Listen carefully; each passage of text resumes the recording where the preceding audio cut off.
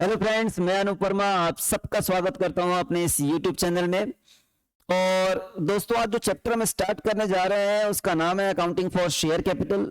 ये चैप्टर जरा सा टेक्निकल है।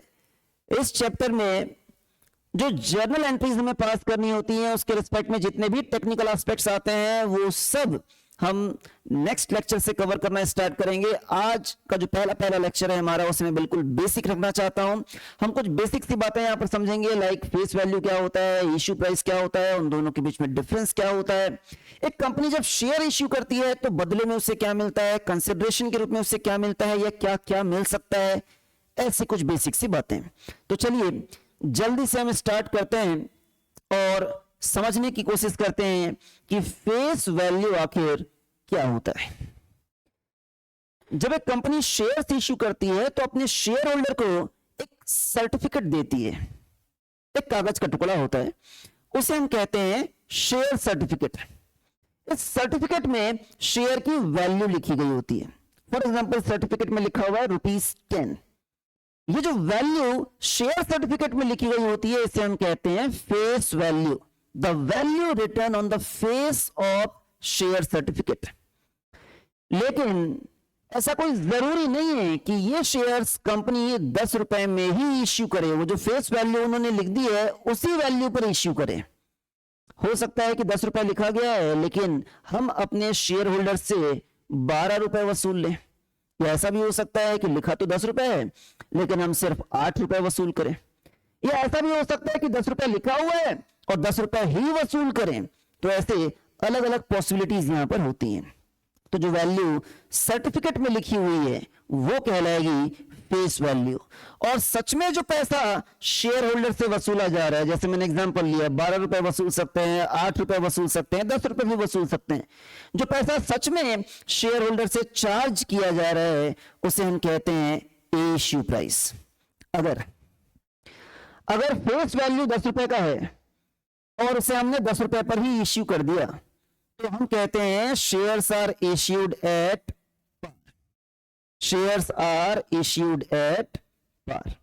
लेकिन अगर 10 रुपए का शेयर मींस जिसका फेस वैल्यू 10 रुपए है उसे अगर 12 रुपए में इश्यू कर दिया जाए, 2 रुपए एक्स्ट्रा वसूल लिए जाएं, तो इसे हम कहते हैं shares are issued at premium. और कभी कभी ऐसा भी होता है कि हम कम वसूल पाते हैं। 10 रुपए का शेयर है और हमने सिर्फ 9 रुपए में इसे इश्यू कर दिया है, तो इसे हम कहेंगे shares are issued at discount. अब यहां पर एक बहुत ही इंपॉर्टेंट पॉइंट समझ लेना हमारे लिए जरूरी है कि शेयर्स कितने रुपए में इश्यू किया जा रहा है इस बात से फर्क नहीं पड़ता जब हम शेयर कैपिटल अकाउंट में रिकॉर्ड कर रहे होते हैं। क्या होता है बेटा, जब कभी भी मालिक अपने ही बिजनेस में पैसा लगाता है तो उसे हम कहां रिकॉर्ड करते हैं? क्या हम मालिक का नाम लिखते हैं या कैपिटल अकाउंट में रिकॉर्ड करते हैं? कैपिटल अकाउंट में।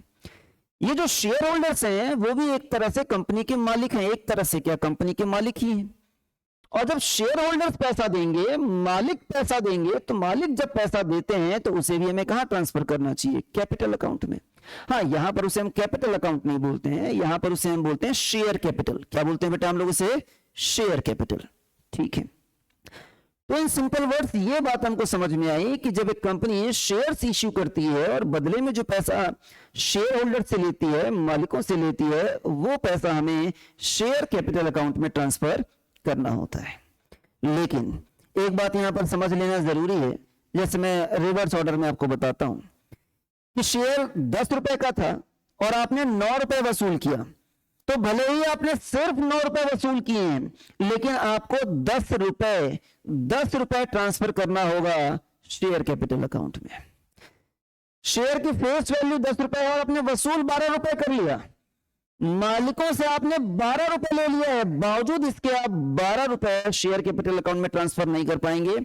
सिर्फ और सिर्फ आप 10 रुपए ही शेयर कैपिटल अकाउंट में ट्रांसफर कर पाएंगे। और यहां तो कोई मुद्दा ही नहीं है बेटा, 10 रुपए का शेयर था और 10 रुपए ही वसूल किए हैं तो 10 रुपए शेयर कैपिटल अकाउंट में ट्रांसफर होगा। इन सिंपल वर्ड्स में आपको यह बताने की कोशिश कर रहा हूं कि आप अमाउंट कम वसूल कीजिए, आप अमाउंट ज्यादा वसूल कीजिए, आप अमाउंट उतना ही वसूल कीजिए जितनी कि उसकी फेस वैल्यू है, irrespective of the issue price. हमेशा फेस वैल्यू ही शेयर कैपिटल अकाउंट में ट्रांसफर किया जाता है। नीचे मैंने यहां बात लिखी भी हुई है कि जब बात आती है शेयर कैपिटल अकाउंट में अमाउंट रिकॉर्ड करने की, तो हमेशा कौन सा अमाउंट रिकॉर्ड किया जाता है? Face value. इस बात से फर्क नहीं पड़ता कि आपने शेयर्स पार पे इश्यू किए हैं कि प्रीमियम पे इश्यू किए हैं कि डिस्काउंट पे इश्यू किए हैं। ठीक है, ये तो हो गया बेटा एक इंपॉर्टेंट मुद्दा। दूसरा इंपॉर्टेंट मुद्दा यह है कि हमारे देश में ना एक कानून है, सन 2013 में कंपनीज को गवर्न करने के लिए हमारे देश की सरकार ने एक कानून बनाया है जिसका नाम है कंपनीज एक्ट 2013। और ये कानून कहता है कि कोई कंपनी डिस्काउंट पे शेयर्स इश्यू नहीं कर सकती accept in the following cases. मतलब सिर्फ ये दो केसेस हैं, ये दो केसेस जहां पर कंपनी चाहे तो डिस्काउंट पे शेयर्स इश्यू कर सकती है। पहला केस लिखा है बेटा यहां पर स्वेट इक्विटी शेयर। सर ये क्या होता है? समझेंगे बेटा इस चैप्टर के लास्ट में। थ्योरेटिकल एस्पेक्ट है, छोटा सा है, कभी कभी मल्टीपल चॉइस क्वेश्चन पूछ लिया जाता है, पर अभी नहीं, बाद में। और दूसरा है reissue of forfeited shares. जिन शेयर्स को हम फॉरफिट कर लेते हैं, जब्त कर लेते हैं, जब उन्हें हम री इश्यू करते हैं तब। ये मामला भी अभी मैं आपको डिटेल्स में नहीं समझा सकता, क्योंकि आगे चल के हम काफी डिटेल्स में इसके बारे में डिस्कशन करने जा रहे हैं, क्योंकि यही तो पूरा चैप्टर है। तो यहां से क्या कंक्लूजन निकला बेटा कि अगर ये दो केसेस हैं तो आप चाहें तो शेयर्स डिस्काउंट पे इश्यू कर सकते हैं, लेकिन इन दोनों के अलावा कोई तीसरा केस हुआ तो आप डिस्काउंट पर इश्यू नहीं कर सकते, या तो आप पार पे इश्यू करेंगे या आप प्रीमियम पर इश्यू करेंगे। ठीक है, आगे बढ़ जाते हैं। जब शेयर्स प्रीमियम पर इश्यू किए जाते हैं, when shares are issued at premium, जैसे अगर हम अपना एग्जांपल कंटिन्यू करें कि 10 रुपए की फेस वैल्यू थी, शेयर सर्टिफिकेट में वैल्यू 10 रुपए लिखी हुई थी, लेकिन उसे हमने 12 रुपए पर इश्यू कर दिया था, 2 रुपए एक्स्ट्रा वसूल लिया था। अगर मैं उसी एग्जांपल को कंटिन्यू करूं तो अगर आपने 12 रुपए वसूल भी लिए तो आपको उसमें से 10 रुपए को अलग करना पड़ेगा, 2 रुपए को अलग करना पड़ेगा। जो इश्यू प्राइस में से फेस वैल्यू वाला हिस्सा है वो ट्रांसफर किया जाएगा शेयर कैपिटल अकाउंट में, और ये जो प्रीमियम वाला हिस्सा है, हालांकि ये वाला अमाउंट भी मालिकों ने दिया है, शेयर होल्डर्स ने दिया है, कंपनी को दिया है, लेकिन बावजूद इसके ये 2 रुपए शेयर कैपिटल अकाउंट में ट्रांसफर नहीं होता है। ये 2 रुपए हमें ट्रांसफर करना होता है, ऑल टुगेदर एक नया अकाउंट ओपन करना होता है, सिक्योरिटीज प्रीमियम अकाउंट। याद रखना पड़ेगा आपको, याद हो जाएगा आपको, इतनी बार आता है, आगे चल के याद रखने की जरूरत नहीं है, याद हो जाएगा, सिक्योरिटीज प्रीमियम अकाउंट। लेकिन यहां पर भी एक सवाल उठता है बेटा कि आखिर ऐसा क्यों ऐसा हो रहा है कि फेस वैल्यू वाला हिस्सा अलग अकाउंट में मेंटेन किया जा रहा है और प्रीमियम वाला हिस्सा अलग अकाउंट में मेंटेन किया जा रहा है, जबकि पूरा का पूरा 12 रुपए दिया तो मालिकों ने ही है, दिया तो शेयर होल्डर्स ने ही है।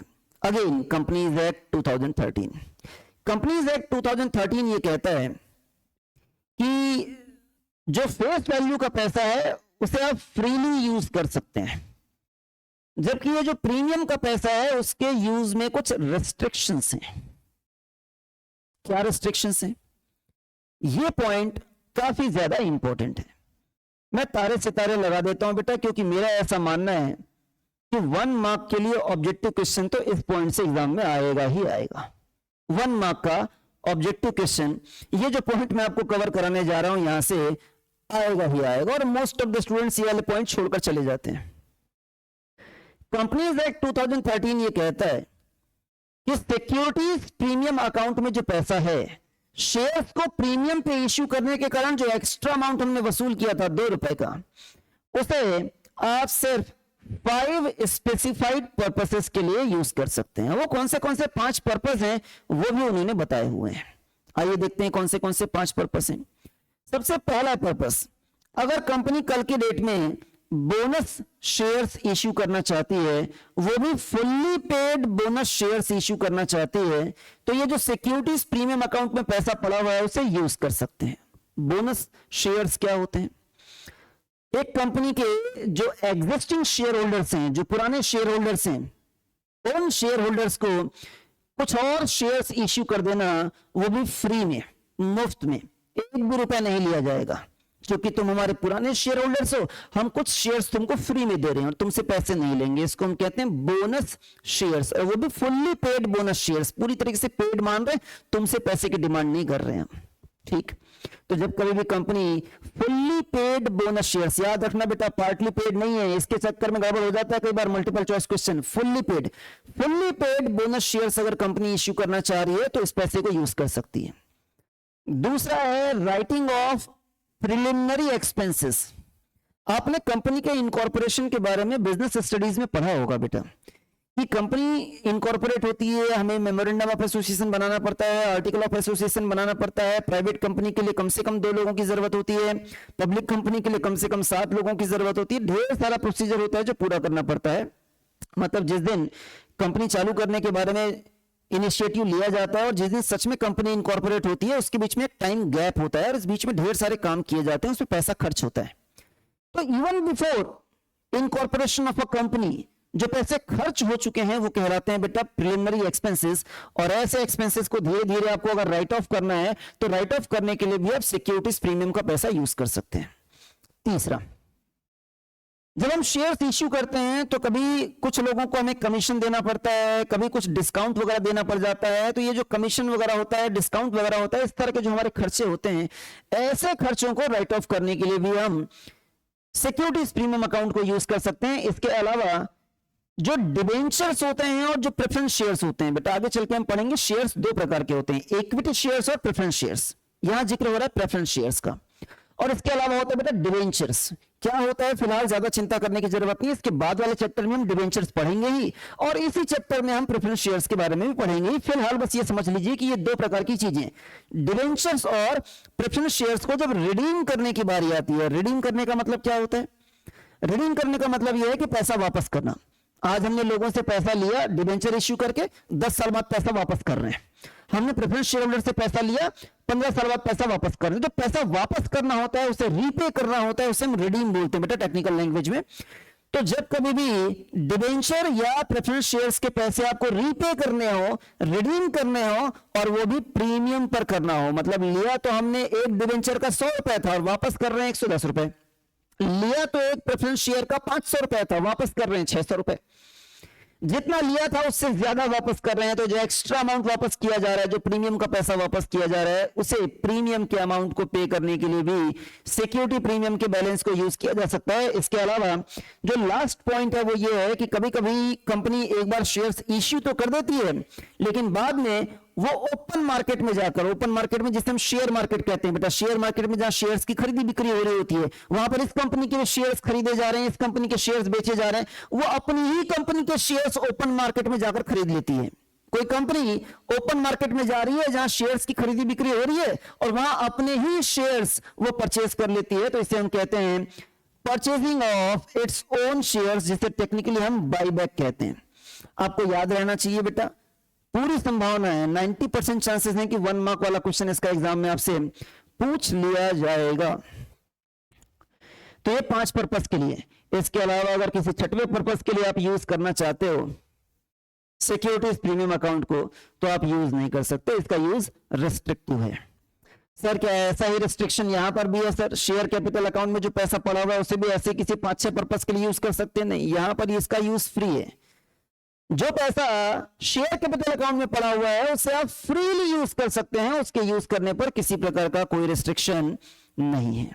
ठीक, दैट्स व्हाई उसे अलग अलग मेंटेन किया जाता है। अब जब शेयर्स इश्यू करने की बारी आती है तो बेटा मैं चर्चा कर रहा था कि बदले में कंपनी को क्या मिलता है। बदले में जो कंपनी को मिलता है उसे हम कहते हैं कंसिडरेशन।